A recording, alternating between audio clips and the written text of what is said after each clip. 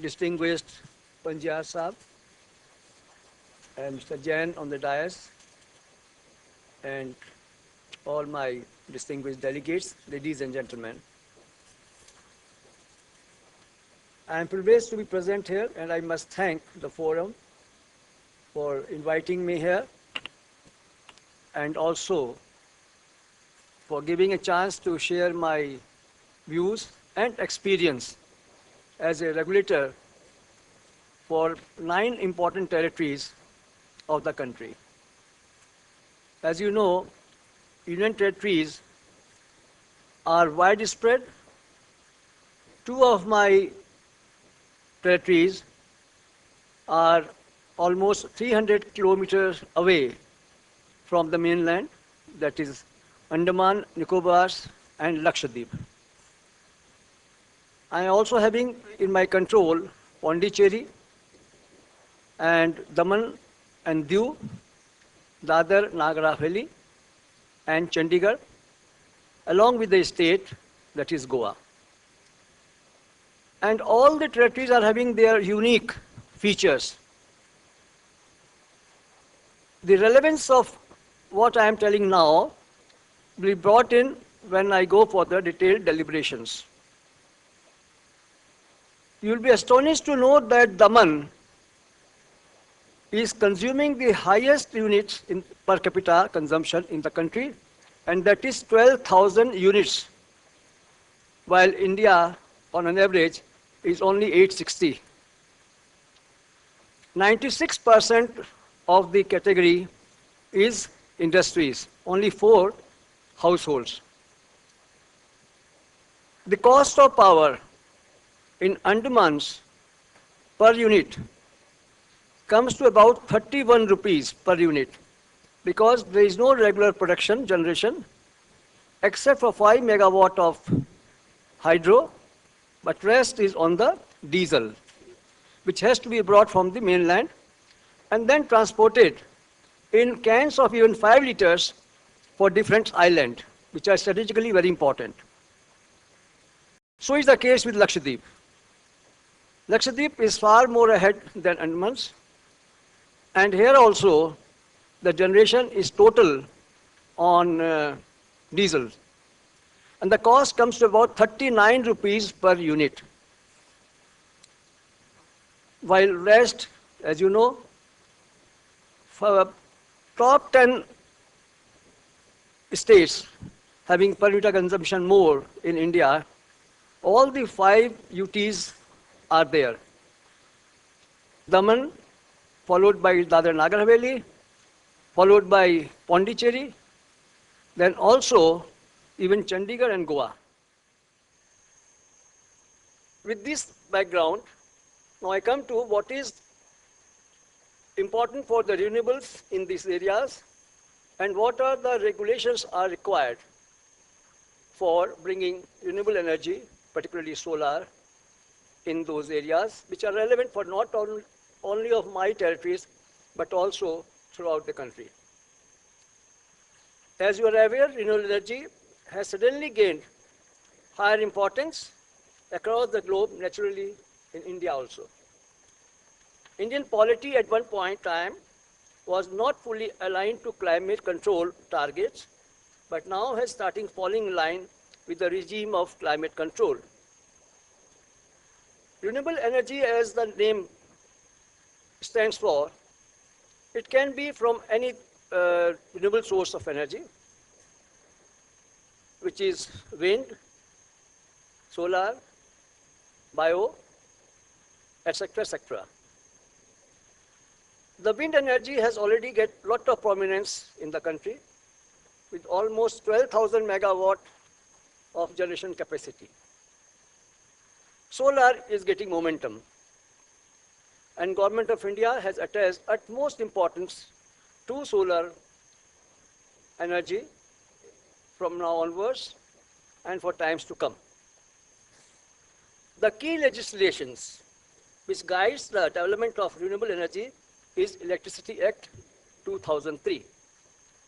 Act mandates SERCs, that is State Electricity Regulatory Commissions, to promote generation from renewable sources of energy by providing suitable measures for connecting with the grid and sale of electricity to any person.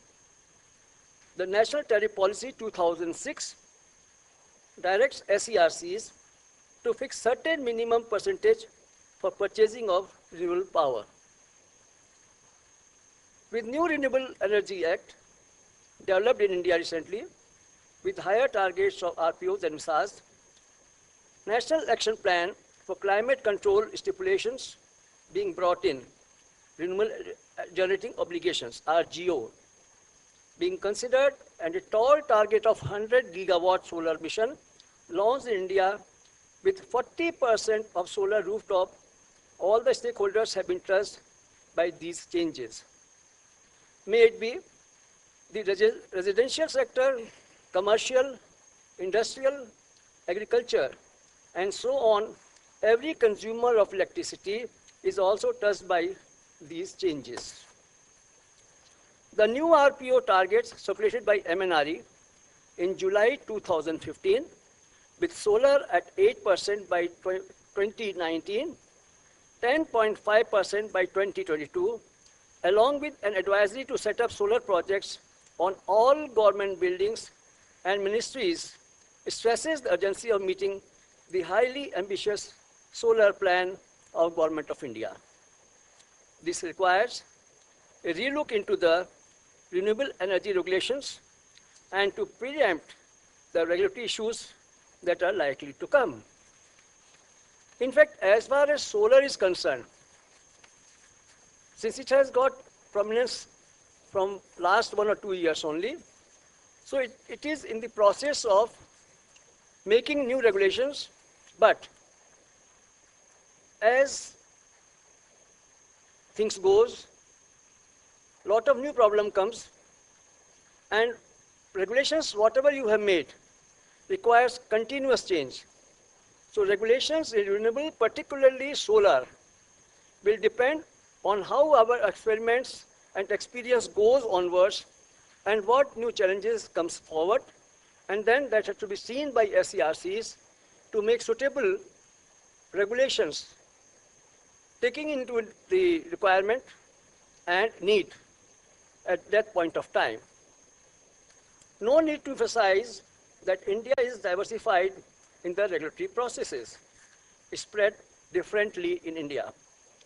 The consumer profile also varies, with average per capita consumption from place to place, etc., hence facing different regulatory challenges. Our today's experience is that targets are being fixed regularly by SERCs. But unfortunately, the SERCs allow them to carry it forward to the next year. And so these all RPOs accumulates, then RECs, RPOs, all these things comes to being. The need is that strong penalties be imposed. And I am happy to say that few regulatory commissions, they have imposed penalties also for not fulfilling RPO targets. It's given a new challenge in the regulations that now penalties will be imposed rather than passing on to the next year. The Joint Electricity Regulatory Commission for Goa and UTs spreads from Chandigarh to all the areas which I quoted to you.